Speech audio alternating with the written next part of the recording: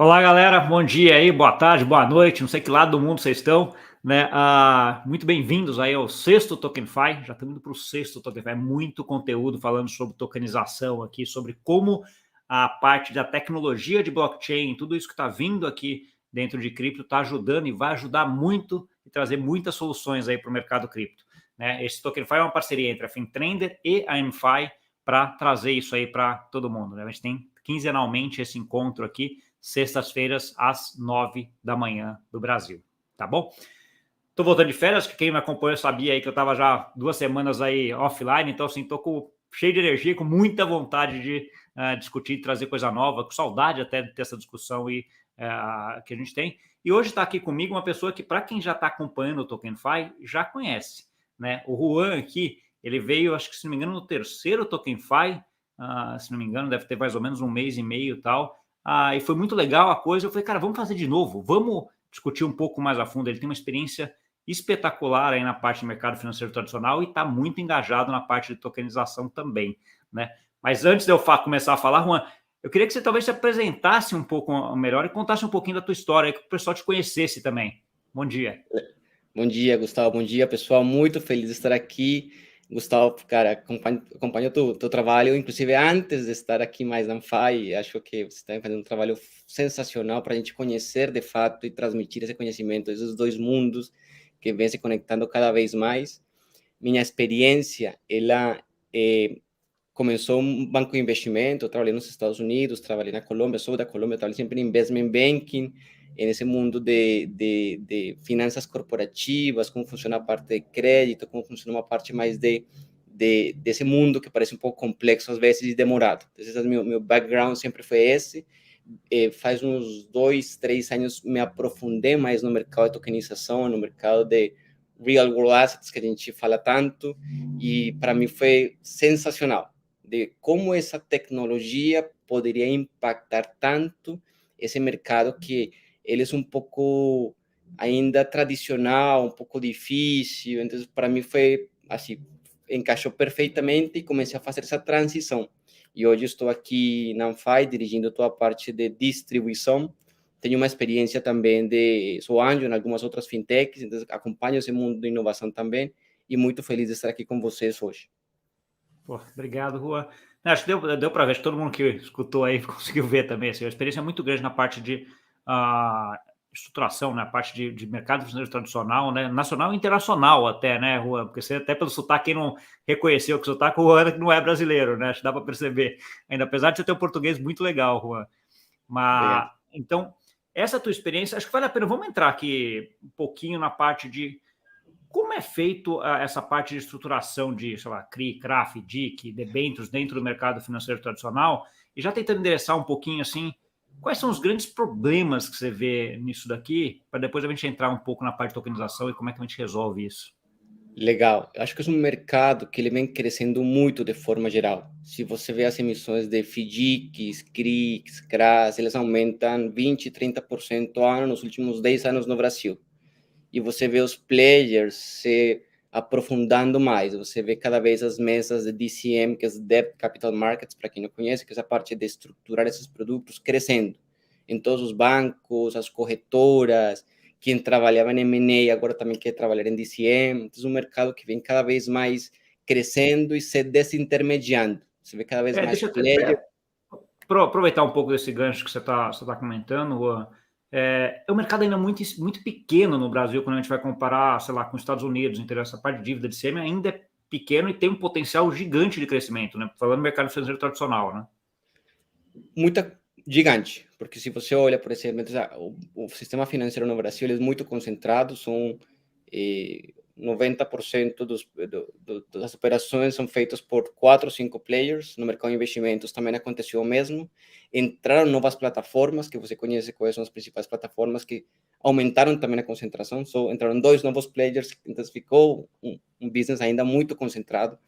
E isso que acontece, que essa desintermediação e desconcentração não chegou ainda. Está num processo que vem acontecendo, os bancos ainda utilizam muito mais o balanço deles, esse processo de que você acessa investidores e desintermedia, aos poucos vem acontecendo.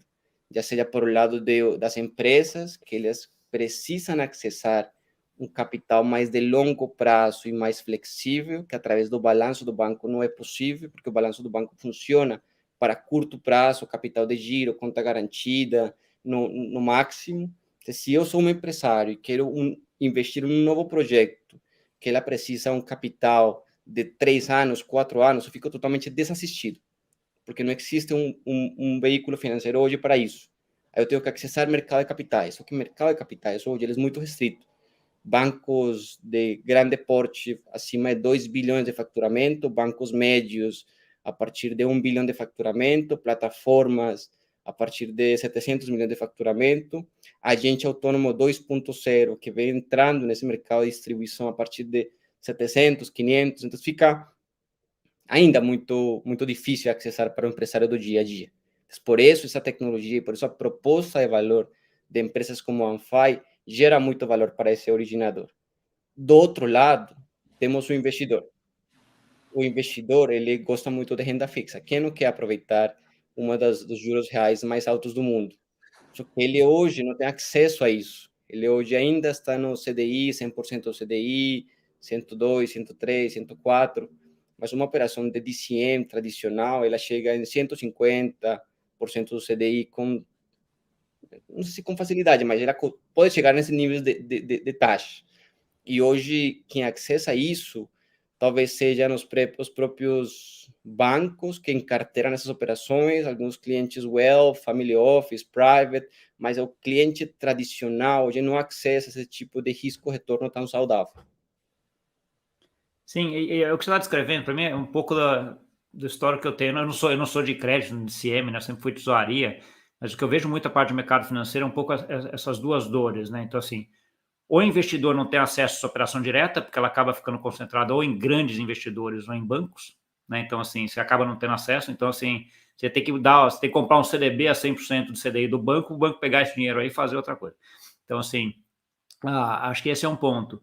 E o originador também, que é o cara que está precisando de dinheiro, depende de 5 caras ali que vão ser os caras que vão fornecer esse dinheiro para ele, o que também acaba ficando mais custoso para ele, né? Então, para quem quer investir, tem que investir mais barato, e para quem quer tomar, tem que tomar mais caro, né?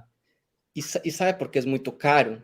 Porque se você olha o funil, desde o momento em que a operação ela é originada até que ela é distribuída, mais ou menos 1 a 2%.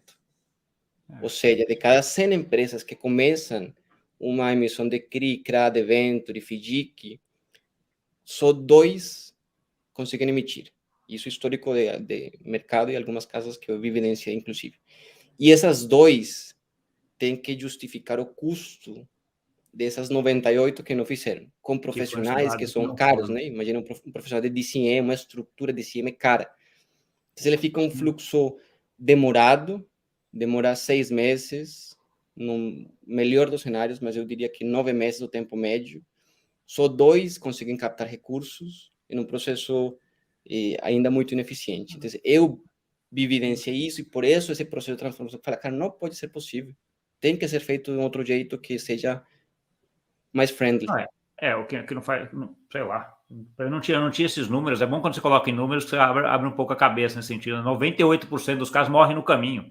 Faz nenhum sentido um negócio desse, né? Qual que você acha, Juan? Então, assim, entrando um pouquinho, por que esses caras morrem nesse caminho, esses 98%? E quais são os principais pontos que eles não chegam lá no final?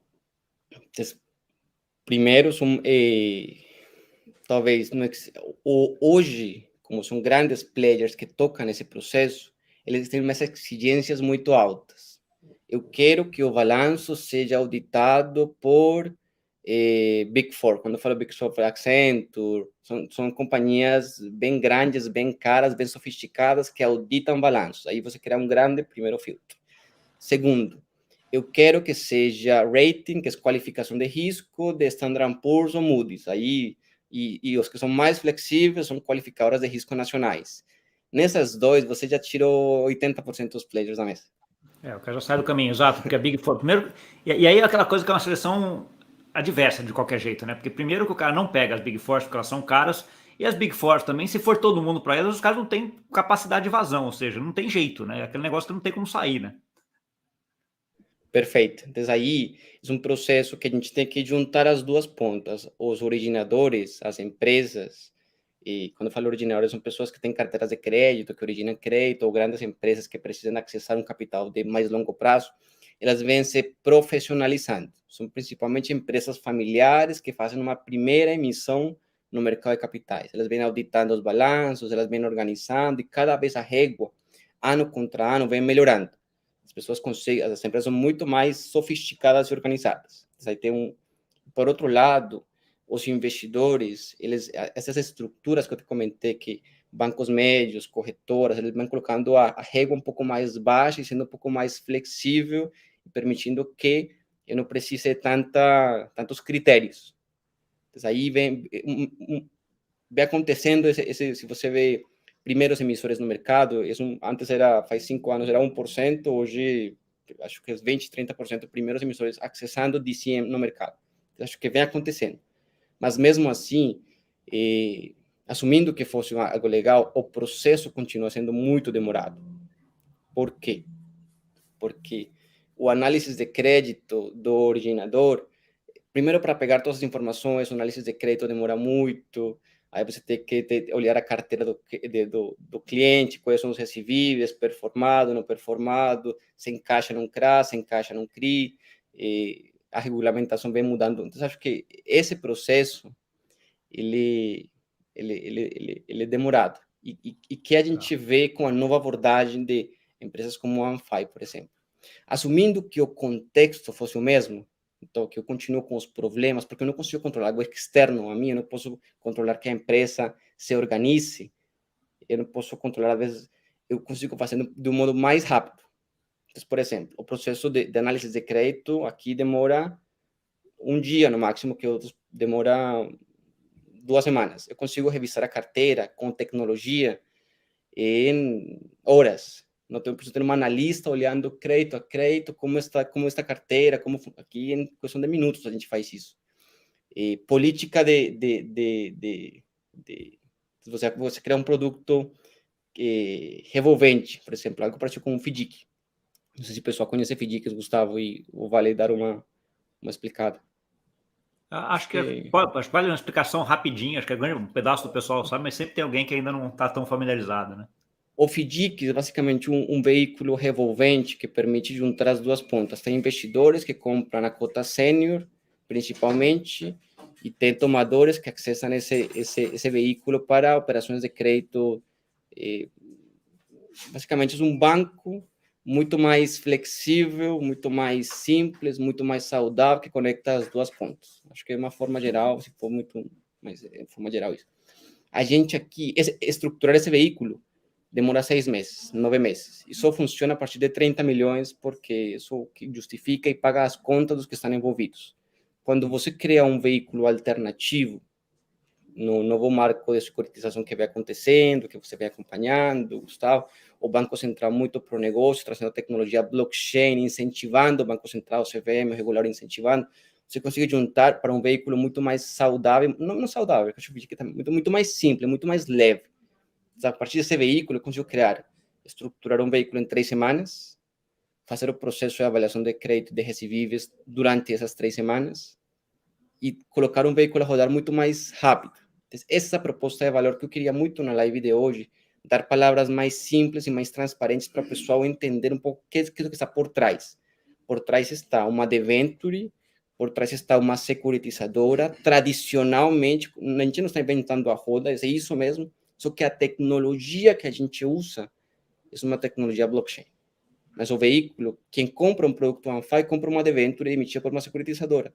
Só que ele consegue acessar essa rapidez para o investidor, essa transparência, essa visibilidade, saber quem pagou, quem não pagou, como está a inadimplência, pela tecnologia que a gente usa.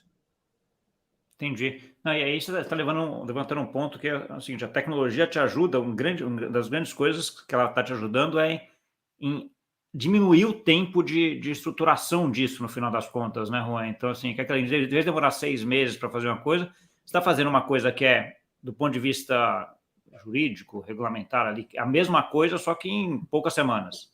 É isso. Que as pessoas às vezes falam, mas token, será? Você está comprando uma debenture, como você compraria numa corretora. É o mesmo produto, só que eu fracciono ela e dou visibilidade através do token. O token é uma representação digital do ativo real. Aí que está, que a pessoa tem que começar a perder essa mística, sabe? É uma representação de um ativo que existe hoje, que se emitiu por uma securitizadora, que é regulamentado pela SEBIN e pelo Banco Central. É isso. Sim, eu acho interessante, eu vou pegar, puxar até, eu esqueci de falar, mas quem está aqui na live é para a gente interagir, né? Então, se vocês tiverem perguntas, vão colocando aqui. O Nelson já colocou um ponto aqui que achei bem interessante, que é exatamente o que a gente está colocando, né? Que os grandes pontos aí são uma redução de custo e aumento de performance, né? Então, no que você diminui esse prazo, né? Você diminui o custo também e faz com que seja melhor para quem está tomando, que vai ter que pagar menos dinheiro, e para quem está investindo, que vai ter uma taxa maior. E aqui eu diria dois pontos, né? Um, esse efeito de taxa, e outro efeito também de que você baixa essa régua mínima de investimento, né, Juan? Então você não precisa mais ter 30 milhões para fazer uma operação dessa, você pode fazer menos, você não precisa ter mais, sei lá, 50 mil, 100 mil reais, 200 mil reais para investir, né? Imagina a gente estruturou um veículo emite uma debenture de 3 milhões de reais, de 5 milhões de reais. Isso é inacreditável para todo o mercado financeiro, isso acontecer com essa agilidade, com essa tecnologia, dar acesso a um empresário a ter um veículo que ele se financia a CDI mais 5, que isso dá, com CDI de hoje, 18%, 19%, a um veículo, a um produto desse, e o investidor consiga acessar esse produto, que é uma taxa que se você entra nas grandes plataformas hoje, no home broker das duas principais, nada está rendendo isso. Então, você dá acesso ao investidor, que ele não tem acesso hoje, pode testar, e acesso ao originador, ao empresário, a um veículo como esses. E quanto demoramos? Nesse caso, se não me engano, demoramos 40 umas 5 6 semanas. 5 semanas. Em estruturar todo esse processo. Então, acho Um que mês. é um ganha-ganha muito, Sim. uma proposta de valor muito forte. Deixa eu falar uma pergunta agora. Assim, a gente estava falando de FDIC, e agora você falou, beleza, a estrutura é parecida, mas havia uma debênture. Na debênture, você consegue também ter um mecanismo como esse da cota sênior e cota subordinada, que nem você tem no FDIC? Sim, a gente teve um novo marco de regulamentação que permite você ter duas cotas dentro de uma debenture e, além disso, ter revolvência. Então, eu consigo estruturar um veículo, fazer o setup uma única vez e ter um veículo. Ele fica Imagina que. aí ele fica efetivamente praticamente igual ao FDIC nesse sentido, né? Porque você Perfeito. consegue. É a mesma coisa. Imagina que eu sou um originador de créditos que eu faço home equity, por dar um exemplo. E eu quero criar uma política de crédito. Eu quero emprestar para apartamentos e casas quitadas no centro de São Paulo, LTV 50%, e que o tomador final seja entre 20 e 40 anos de idade, qualificação, não sei. Imagina que eu monto esse veículo. Eu estruturo uma única vez. Eu posso criar essa política, eu posso ir criando um veículo infinito, que ele vai emprestando só quando entram características CCVs com essas características. Eu permito que. Então, acho. Não quero mudar. Eu não quero que seja. Eu não quero emprestar mais com garantia de casa. Eu quero só salas comerciais. Putz, em um segundo mudo, o veículo pode continuar existindo. Talvez tenha que fazer algumas mudanças, mas de forma geral é muito mais simples que estruturar um outro FDIC. Sim. Não, o que eu acho curioso, só falando, eu sempre olho, acho que esse negócio sempre tem copo cheio e copo meio vazio, né? Quando a gente tem um negócio que tem muito flexível, eu lembro das discussões que eu tinha nos comitês da Ambima lá, sei lá, 15, 20 anos atrás, por que debênture não tem liquidez? Né? Então, assim, uma das razões que a gente tinha lá é exatamente por conta disso, né? Como ela era muito flexível, você acaba não tendo padronização e daí cada debênture vira um negócio único. Aí, se é um negócio único, toda vez que eu vou negociar, eu tenho que pegar lá o prospecto, que é antes, agora não tem mais, é um negócio de papel desse tamanho, assim, ir lá e ver como é que funcionava, pô, até estudar era um mês para entender o que era cada debênture, aí você não tem mercado secundário, né? Então, assim, essa é uma parte do lado disso. Por outro lado, ele faz com que você permita essa inovação, essa flexibilidade que é o que você está descrevendo agora, né? Porque você está fazendo exatamente uma coisa que é efetivamente muito parecida com o FDIC, mas dentro de uma debênture com uma securitizadora, né? Então, assim, o que é animal é que gera essas inovações que vocês estão trazendo. Como é que você vê essa questão de mercado secundário e flexibilidade, Juan? E acho que foi sempre uma dor. Eu trabalhei também, inclusive, na mesa de crédito privado do Itaú BBA, quando cheguei no Brasil, e o trader lá que operava esses títulos, ele sofria muito com isso, porque não tinha liquidez, ele ficava, não sabia muito quando dar saída, e ficava muito exposto a risco de liquidez, risco de crédito, inclusive. Mas acho que o mercado vem se modernizando, acho que cada vez títulos de dívida privada, inclusive de ventures, eles vêm ganhando liquidez, vêm ganhando mercado secundário, temos crowdfunding entrando, então você permite que, através dessa nova camada de regulamentação, que permite que estruturas como essa sejam ofertadas publicamente, vai ter esse secundário, esse marketplace, que vai juntando um pouco as duas pontas para dar saída para o investidor que quer ter um pouco mais de liquidez. Então, o mercado vem se movimentando e está acontecendo. Tá. E acho que até essas iniciativas que nem a de vocês, que à medida que você tokeniza, você diminui o ticket, diminui, você traz mais gente, você acaba tendo mais mercado secundário pelo simples fato de que você tem mais gente lá que está operando, que está com aquele negócio. Então, acho que pode ser um fator bem positivo. Deixa eu dar uma olhada aqui, que já tem algumas perguntas aqui, ó. O Gabriel perguntou aqui, ó, em algum momento o papel da securitizadora deixará de existir e a estrutura será feita toda on-chain? Se sim, em quanto tempo você acha que isso acontecerá? Eu acho que precisa existir esse off-chain ainda, por um determinado tempo, porque isso continua dando uma certa segurança. Acho que pelo menos uns 2, 3 anos eu vejo ainda existindo o papel de securitizadora off-chain. Porque não sei se isso como vai convergir com o real digital, tá, Gustavo? Tenho aí, Eu acho não que tenho uma tem. posição formada, mas eu acho que pelo menos uns 2 anos deveria, que seja mais ou menos, porque o real digital, você que acompanha mais, deve ser para É, eu, eu, 2026, né? o que eu acho aqui nesse ponto em relação ao Gabriel é o seguinte: acho que o rumo é esse, né? De que a gente tenha tudo tokenizado, tudo. Assim, a questão de tempo é muito difícil você definir. Acho que essa é a grande resposta.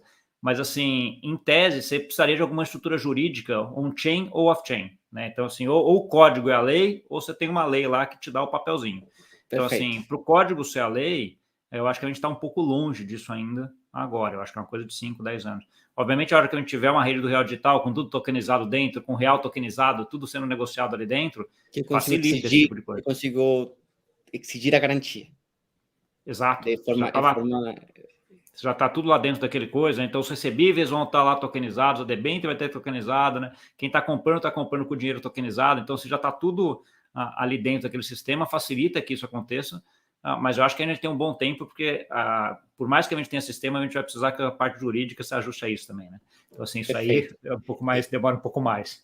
Eu vejo que o mercado está indo, é um mercado sem volta, os benefícios são muito óbvios para que o mercado não vai para lá. Inclusive, se tem o Banco Central e CVM incentivando, não tem como não acontecer. Agora, o que eu vejo é que esse processo, de fato, é um tempo que a gente ainda não consegue metrificar.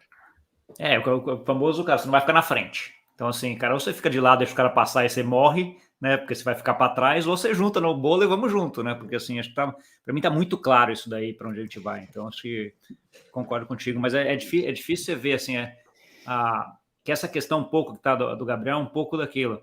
Nesse mundo on-chain, a gente não precisa de intermediário para nada, né? Então, essa é aquela ideia pouco de que a gente não teria intermediário, que seria tudo desintermediado, você não teria nenhuma função, etc.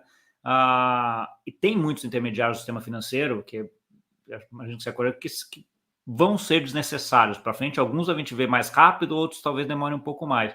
Mas acho que um ou outro acho que sempre vai acabar tendo. Acho que não vai ser totalmente desintermediado, até porque, querendo ou não, a gente.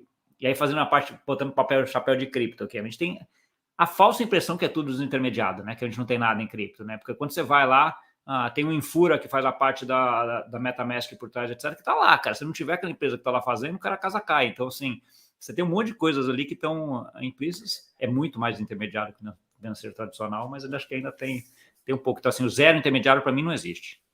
Eu acho que precisa ter um equilíbrio. Imagina, eu comprei lá meu primeiro token faz uns 2, 3 anos. Então, aí eu criei a MetaMask. Aí eu entrei e aí eu entrei em DeFi. E aí, às vezes, operava com alguns protocolos que eu estava rezando para a operação acontecer.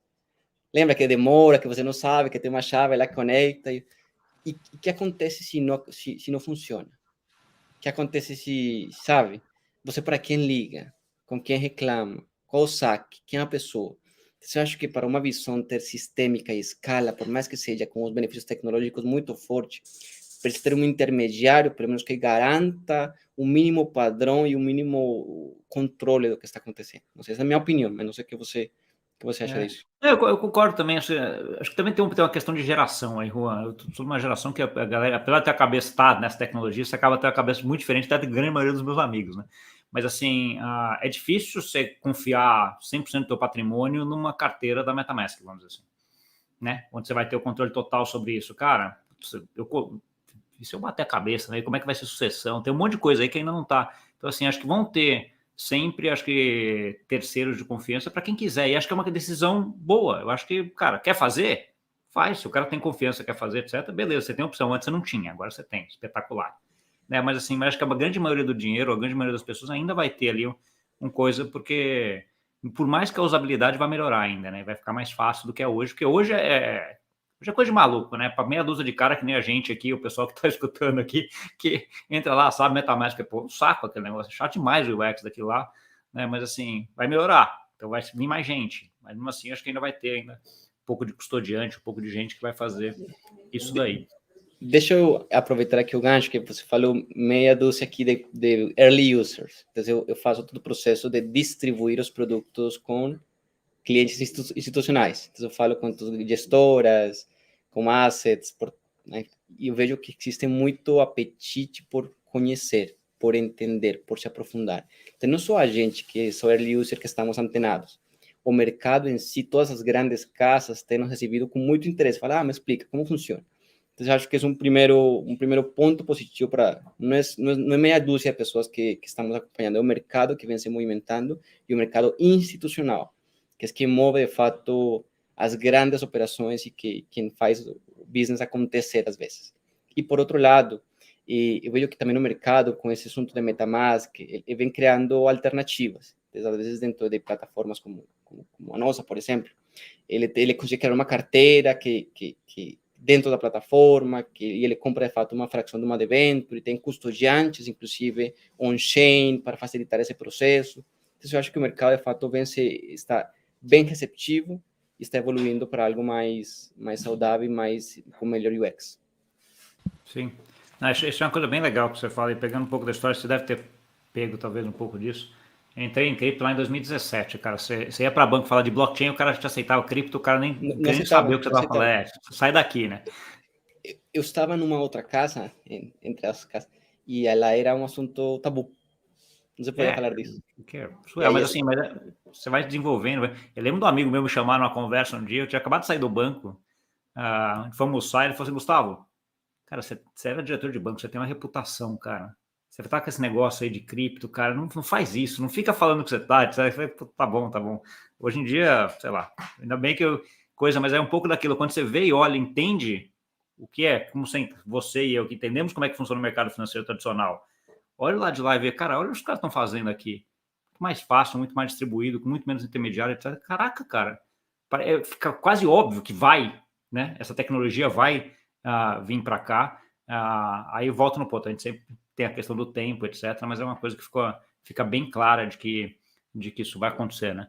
Vou chegar aqui tem mais uma perguntinha aqui do Nelson, que está falando. Em um fundo tokenizado, o valor do token altera o valor das cotas, assim como o fundo que tem a BDR altera em função do dólar.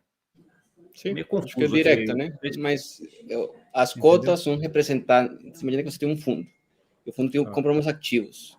Que os ativos podem ser os tokens. Pelo que eu entendi. E se você muda o valor do que está por dentro, muda o valor do que está por fora, que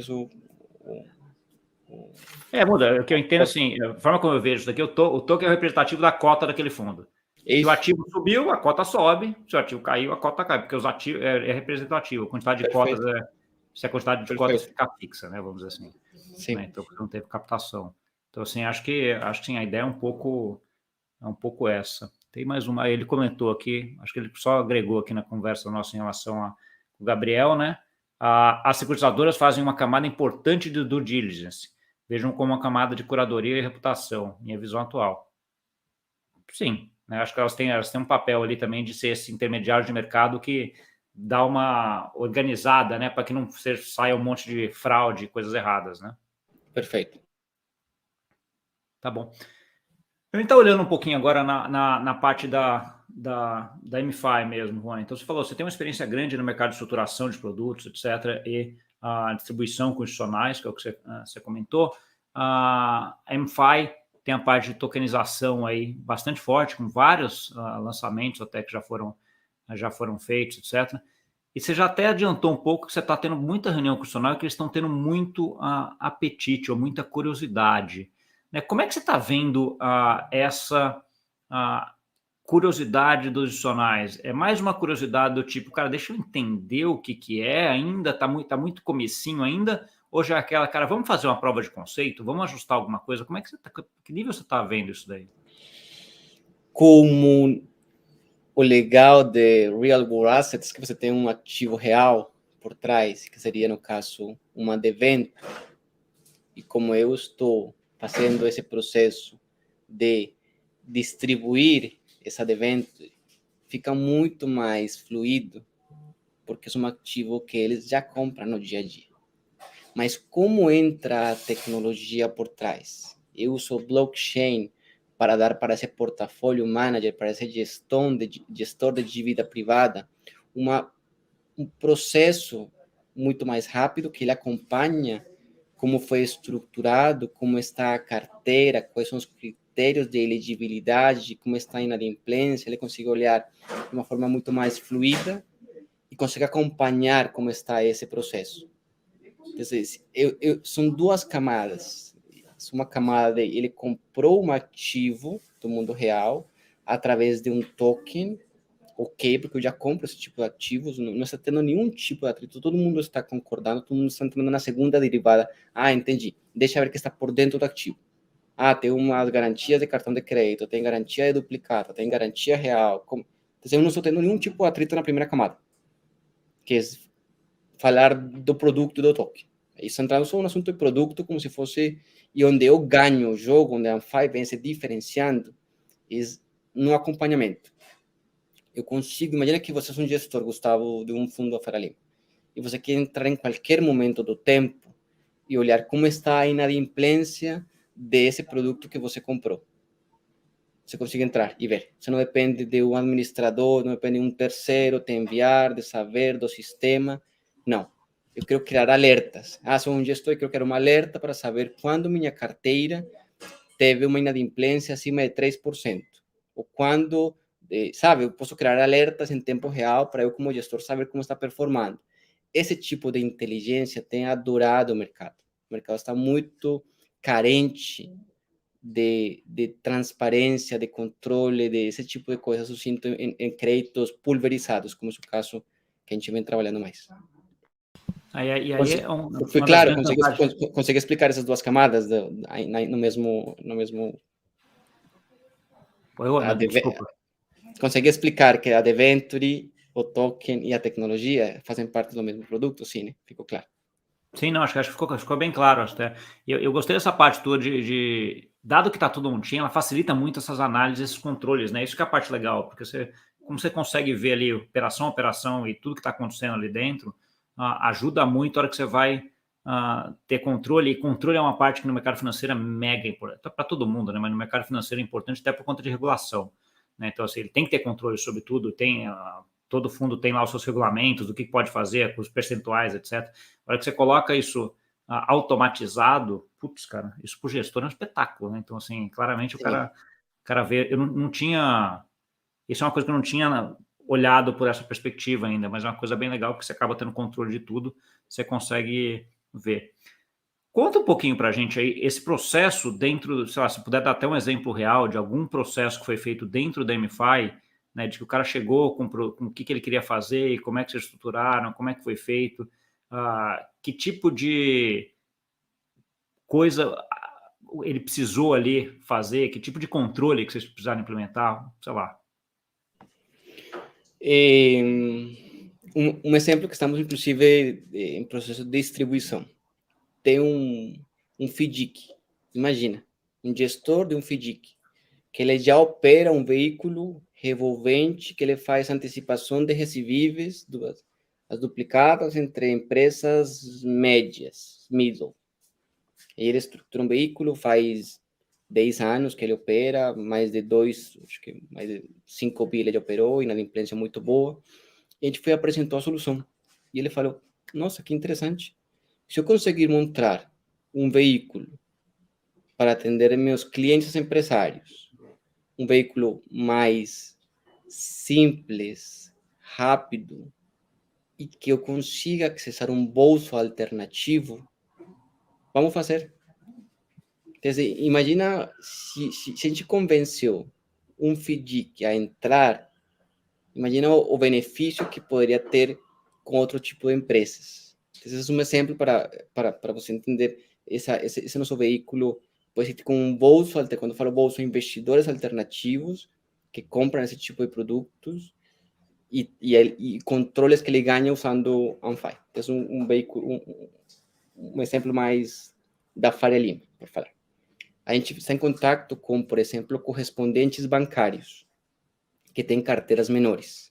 Então, se eu sou um correspondente, eu origino créditos para os bancos, seja home equity, tem um outro, estamos conversando aqui, de painéis solares, de uma série de produtos de consumo para o investidor, para o cliente final.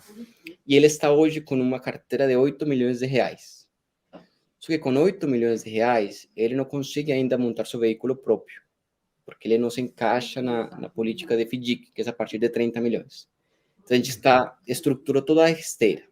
E como funciona a esteira para o pessoal entender? Então, tem algumas etapas. Primeira etapa, que é o que a gente chama aqui de KYP, que é o conhecimento do parceiro, que é entender uma análise de crédito, cadastral, reputacional, como ele origina os créditos, como funciona.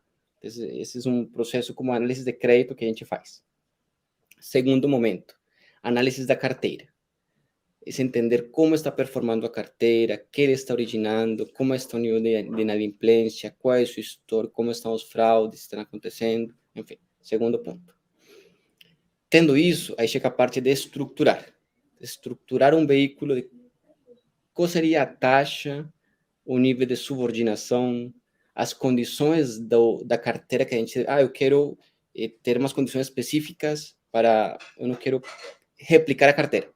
Eu quero só fazer este veículo no estado de São Paulo, que para mim é um veículo mais saudável, que eu me sinto mais confortável, como estruturador. Então, estruturar o veículo e a gente ir para o mercado. Então, esse processo todo, por mais que pareça, ele é 80% automatizável. Eu consigo, por isso, não demorar 6 meses e demorar 3 dias, 3 semanas. Então, só para, não sei se foi claro, mas isso que acontece na Anfai, na esteira de originação e estruturação de produtos. Esse processo, deixa eu até entender um pouco desse processo, até por que vocês ganham tanto prazo. Esse processo é muito padronizado, Juan? Eu acho que esse é talvez seja a pergunta, né? Então, se é padronizado, você consegue colocar no Ministério, aí fica fácil de tirar tempo, né? Tem dois assuntos que não são padrões, que é essa parte de estruturar, porque isso, quando você estrutura uma dívida, um veículo desse, não tem como, tem que entender caso a caso. Essa é a parte que demora mais, das 3 semanas, essa estruturação demora 2, ou 1,5. Quer dizer, eu colocar a que condições, eu vou estruturar um veículo a CDI mais 5, com X garantia, com X subordinação, com X co-obrigação, e vai ser uma debenture. É isso que mais demora, porque isso ainda é um conhecimento que é muito case to case. Entendi. É a concepção de... Minha forma de ver isso é que eu gosto de tabela de Excel. Aquela tabela de Excel que tem várias coisinhas que você tem que definir ali o que é o coisa.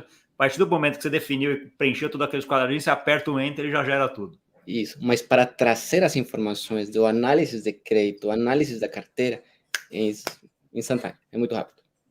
Entendi. Tá bom, e aí você faz, aí você tem essa segunda parte, que são essas 3 semanas aí da parte de extração. E daí? E aí, Juan vai falar com os fundos que compram esse tipo de ativos, os fundos de crédito que compram esse tipo de debêntures, esse tipo de CRs. Tem uma camada institucional e tem uma camada de cliente final, pessoa física. As pessoas físicas hoje, elas conseguem entrar na Anfai como se fosse um home broker e entender que produtos tem. Então, esses são bolsos alternativos que hoje esses correspondentes bancários, essas empresas, hoje não têm acesso. Essa é a nossa grande oferta de valor. estruturar com muita rapidez, mantendo todas as garantias que você conhece blockchain. Garantia, controle, contrato inteligente, transparência, e levo produtos para bolsos alternativos que eles hoje não têm acesso. Entendi. E aí você dá acesso, e aí você linka as duas pontas, né? Quem está lá precisando de dinheiro, que você fez todo esse processinho, né? E quem está com dinheiro que quer investir numa coisa que tem lá controle, segurança, transparência. E o benefício está que eu faço em 3 semanas. E eu tiro 8 meses do jogo. E quando eu tiro 8 meses do jogo, é muito custo que eu consigo reduzir. Sim, sim, sim.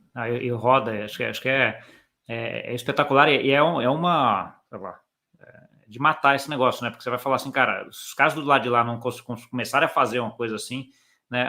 Migra tudo para cá, porque é um negócio parecido com em 3 semanas, o negócio leva 6 meses, cara. Não dá, né? Então, assim, a questão é, para mim, volta no ponto, questão de tempo, né? Quando é que você vai ter lá, que você vai indo com essas pequenas de 10, 20, 30 milhões, daqui a pouco aparece um cara de 500 milhões, puf, né? Na MFI, aí, cara, pronto. Aí já... A gente vai ter um bom pipe aqui. Vamos ver se conseguimos chegar nesse valor muito rápido. Boa. Bom, um ponto que sempre vem quando você tem que conectar essa parte de investidor de um lado e a parte da originação do outro, Juan, onde você está vendo, onde é o maior gargalo que tem hoje? Você acha na parte da originação, de trazer esse pessoal para tokenizar, ou na parte do investidor aqui? Eu acho que quem tem dinheiro sempre é mais difícil, né? Quem precisa de dinheiro é mais fácil. Tem um pipe de, preciso montar veículos, existe um pipe muito mais robusto de originadores de diferentes Do tipos. lado de cá, entendi. Pela aqui, quero dinheiro, quero fazer um loteamento, quero fazer uma série de coisas, tem uma carteira aqui, uma carteira assim. Então, acho que esses naturalmente os mais abundantes. Então, acho que o que hoje está mais forte. E os investidores, eles estão no processo de entender, como eu te comentei, esse investidor pessoa física, entender que ele consiga acessar 150% do CDI com garantias e controles de um produto que um cliente de 30 milhões acessa. Para o institucional, entender que ele está comprando o mesmo veículo, só que um processo diferente e um acompanhamento diferente. Então, acho que aqui na parte de investidor, isso que ainda acho que está amadurecendo mais. Da parte do originador, está fluindo mais. Entendi. Não, acho que tem um ponto, né? Porque o originador, se ele vai dever em token, debênture, etc., ele vai dever ali para ele, ótimo, ele vê o dinheiro mais fácil nesse sentido. Sim. Né? Para quem está investindo, ele quer ver os riscos Isso. lá, de regulação, de problema tributário, Perfeito. um monte de coisa ali que ele precisa entender um pouco melhor ainda para ver isso. Nesse sentido, e aí colocando a parte do investidor, a gente deve ter muita oportunidade em relação a isso para frente, né, Juan? É uma coisa que está começando, está vindo e está tendo acesso, etc. Como é que você está vendo aí, olhando um pouquinho para frente daí, o desenvolvimento dessas soluções? Né? Até já dando talvez um pouquinho da minha visão, eu acho que assim, o começo que a gente vem nessa parte de inovações é um pouco copiar mesmo, assim, é pegar esses processos que a gente tem, trazer e deixar eles mais eficientes, né? Mas sem muita inovação até nos produtos. Acho que tem um caminho longo ainda para a gente melhorar, né, produtos e melhorar tempo em relação a isso, mas em algum momento você começa a ter produtos que já não são mais possíveis de serem feitos da forma antiga, né? Como é que você está vendo o desenvolvimento disso? Um pouco a pergunta que foi feita um pouco antes. Quando vai existir uma única camada? Quando vai ser on-chain e off-chain vai virar algo único? Então, acho que cada vez mais esse mundo vai ser... Então, eu vejo que é um processo que isso vai acontecer. Então, eu vejo a Deventure continuando existindo, o CR continuando existindo, o CRI, o produto, acho que vai ser o mesmo. Meu ponto é as características dele, a isenção fiscal para pessoa física, os benefícios para... Então, vai continuar existindo, obviamente vai ter o regulador se aproximando, entendendo que precisa mudar e ajustar, mas a grande sacada é onde isso ele vai operar. Ele vai operar através de um contrato, ele vai operar através de uma entidade tradicional, ou vai ser um contrato inteligente que vai definir as regras, que vai cobrar as garantias automaticamente, que vai, no caso do home equity, então imagina que está essa garantia real imobiliária tokenizada, e esse token está atrelado à escritura feita no cartório. no momento que eu definir o contrato, se estiver um atraso de, não sei, 12 meses, 24 meses, retome a garantia. Se a gente colocar essa inteligência, esses critérios no contrato inteligente for automático, vai seguir existindo o CRI. O CRI vai estar aí, vai se chamar CRI. Só que a execução da garantia vai ser instantânea. Isso que, acho que isso que está se juntando esses dois mundos muito rápido e está acontecendo, inclusive, agora um produto que estamos tentando ir nessa linha. Entendi. Aí ajuda muito. Aí você começa. É um pouco do DVP que a gente chama, né? Deliver versus Payment, em Deliver versus Payment for Execution, para qualquer coisa que você tem aqui, né? Então, assim, isso acaba sendo tudo automatizado. E acho que o ponto que você falou, que até desprendeu um pouquinho, é um pouco assim, que é muito processo que ainda não está automatizado, né? Ou pelo menos não está eficientemente automatizado, né? Que dá para melhorar muito, assim. Então, é um espaço gigante para fazer muita coisa ainda, né? Sim, por exemplo, hoje, então, hoje você, se quer executar uma garantia, hoje ainda não existe um processo automático.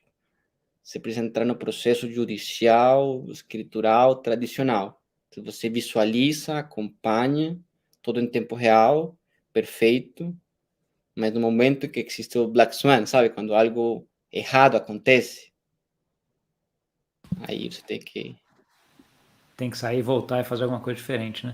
Deixa eu ver se o pessoal tem aqui. A gente já está encaminhando aqui para as últimas pontos, mas acho que tem uma pergunta, tem a galera... Tá, tem uma pergunta no Nelson aqui.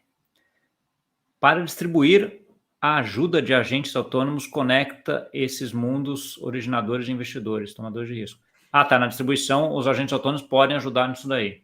Podem, né? Os agentes autônomos, eles vêm se posicionando nas duas pontas. A gente tem parceiros que originam, porque lembra que a agente autônomo, ele primeiramente, ele distribui investimentos, mas o investidor de alta renda, muitas vezes é um empresário, que tem uma Que também empresa. precisa de crédito. Aí precisa de crédito. Então, tem tendo muitas parcerias de agente autônomo originando e muitas parcerias de agente autônomo distribuindo.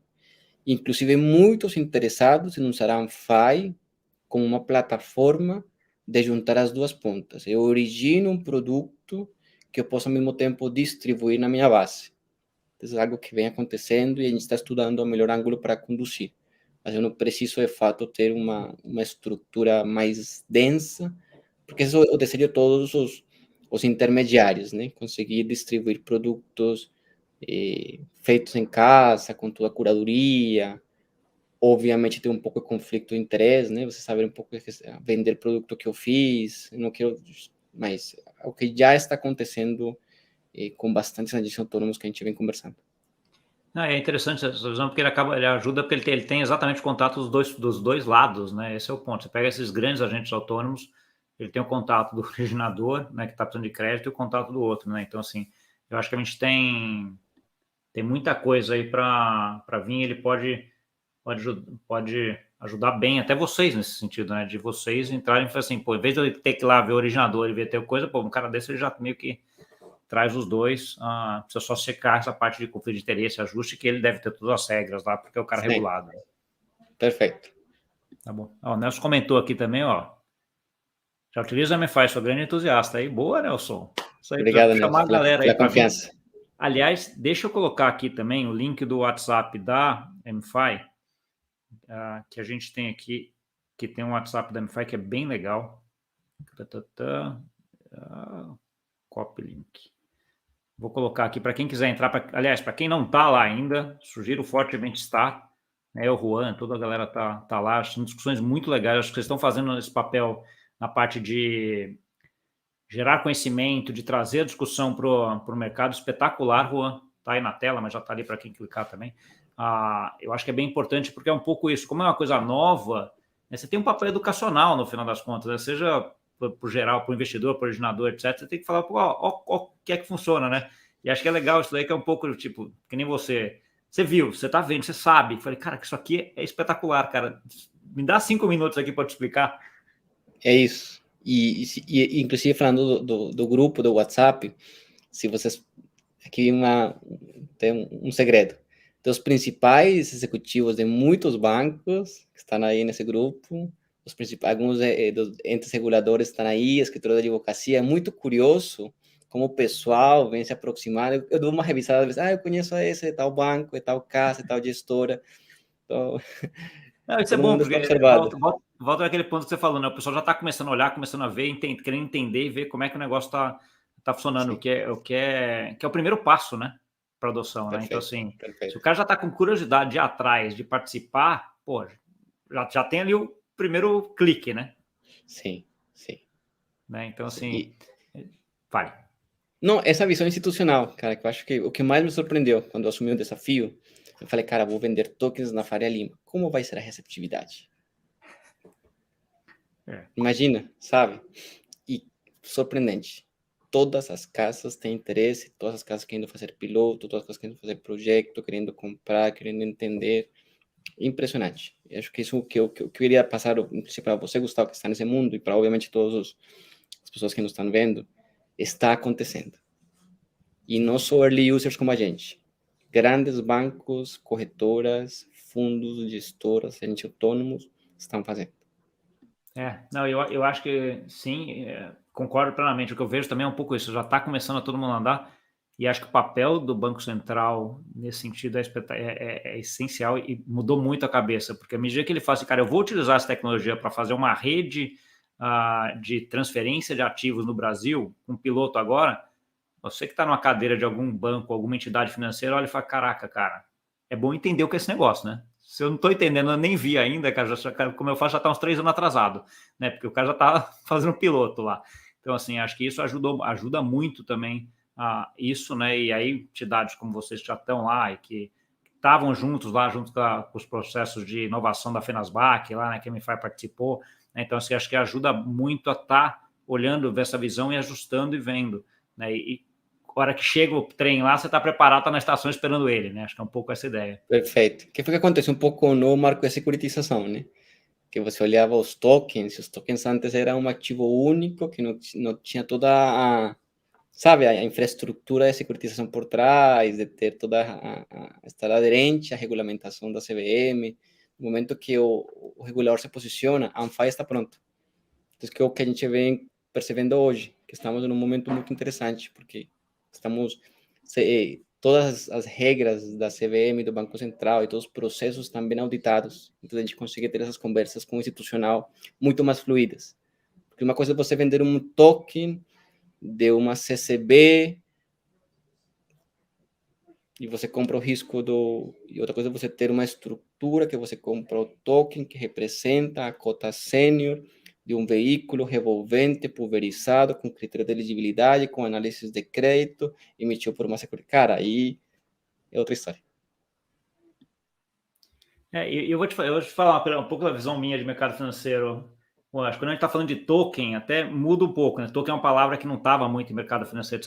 Cara, mas o mercado financeiro vai ter sigla lá na China, né? Porque, caraca, só aqui, essa fala não é CRI, é FDIC, é debênture, cara, uma sopa de letrinha, um monte de coisa assim que a gente já está acostumado, que está no mercado financeiro, mas é porque a gente foi. Agora, token é mais uma, é só o cara aprender como é que é, porque já está acostumado com 50. Perfeito, é isso mesmo. Né? Então, assim, é só ir atrás de um pouco. Bom, eu queria deixar agora um espaço para você dar uma mensagem final. Eu já vou aqui até falando para o pessoal aqui das gotas, né? Já estou fazendo as gotas aqui, o pessoal já ia entrando nas carteiras, etc. Eu estou terminando de digitar, mas enquanto eu queria digitar aqui e fazer, eu queria deixar um espaço aí para você deixar uma mensagem final aí para o pessoal. Acho que é para a pessoa entender um pouco mais, assim, o convite para as pessoas que já sejam investidores, que já investem através de plataformas, que operam produtos de renda fixa, entenderem que na Anfai é um produto muito parecido, com mesma, acho que até mais, mas pelo menos no limite, mesma segurança, mesmos controles, mesmas garantias, fazer o convite para entrar na nossa plataforma, se cadastrar e nos passarem feedback de coisas positivas ou negativas, para os institucionais que nos estão olhando, os gestores, que fica super o convite para a gente poder apresentar nosso produto, nossa plataforma, nossas camadas de segurança, para parceiros que queiram originar, fica aqui você entrar na plataforma, entrar em contato com a gente. Acho que fica cada vez mais claro que é um caminho sem volta, não é a gente, sino é o regulador, é o Banco Central, é a CVM, são os bancos, todo mundo. Então, acho que ficou um pouco óbvio que é para onde a gente está indo. Fica o convite aqui para a gente estar à disposição para conversar mais sobre isso.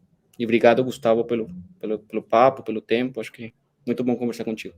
Tá bom. Não, foi ótimo. Aprendi bastante contigo. Sei lá, você tem uma visão bem legal. E assim como eu entendi muito dos dois lados. Então a conversa fica legal, porque assim, a gente claramente sabe como é que funciona o mercado financeiro tradicional, olhou o lado de cripto, de blockchain, etc. E foi, caraca, cara, esse negócio tá vindo, né?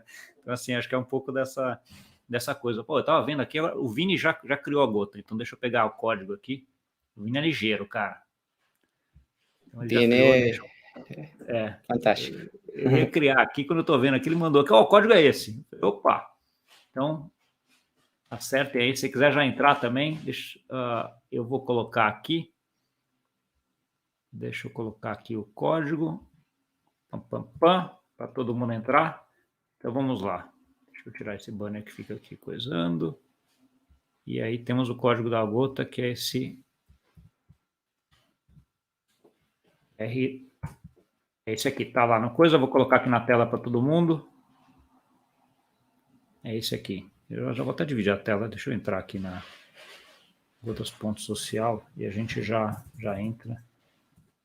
Como é que está esse coisa? Ficou bem legal a foto. Querer me apresentar. Compartilhar a tela. Essa tela aqui. Legal, ficou legal. Ficou legal, né? Ficou bem legal, cara. Essas fotos do Vini, não sei como é que ele consegue fazer isso, né? O cara é um craque como é que chama? De prompt. Além de tudo que ele já faz, o cara agora é craque de prompt também. Ah lá, mas tem 17 ainda pra galera correr lá. Opa. Aí quem quiser colocar um comentário também, pode colocar um comentário aqui na gota. Comentário dos holders. Aí. Deu bom. O Roberto já conseguiu aqui. E é isso. Juan, acho que já chegando perto aqui, acho que a galera daqui a pouco já voa. Esse gota de vez em quando ele fica dando, depois já vai tudo de uma vez. Daqui a pouco termina aqui. Não sei se você já pegou tua também, Juan. Você pega as gotas também? Com certeza, estamos fazendo história, né, Gustavo? Esta live. Estamos fazendo história. Eu guardo todas. Não, exatamente. Eu também, a grande maioria das que eu faço, que eu participo, eu acabo pegando uma coisa, porque eu acho que é legal, é um pouco para marcar um pouco aquela história daqui, sei lá, 15 anos, você vai falar, caraca, olha a minha carteira, que eu participei da live, o Juan vai ser XPTO, não sei da onde, cara, puta, a gente estava lá naquela live, eu participei lá de quando a gente estava começando a falar de tokenização ainda, lembra quando é que era, né? Legal, isso é bom demais, ter essas lembranças. Isso é muito legal também. Acho que a parte do Gotas e das coisas trazem isso para a gente, que é uma coisa legal, que acho que vai ser uma boa recordação para a gente ter aí para o futuro mesmo. Tá bom? Juan, brigadão aí pela participação. Obrigado, Gustavo, pelo convite, valeu muito pelo bom. Papo. Para quem nos viu aqui também, obrigado pela participação aí, pela discussão e por trazer as perguntas e as dúvidas aí. Muito feliz em voltar com vocês. Eu estou de volta aqui na quarta-feira da semana que vem, já às 7 da manhã com o Razin. Né, a gente vai voltar a ter discussão lá de coisa. E temos um Tokenfy daqui 2 semanas de novo com um assunto bem legal. Até lá a gente vai se falando aí. Tá bom? Muito bom. Até mais, pessoal. Tchau, tchau. Tchau, tchau.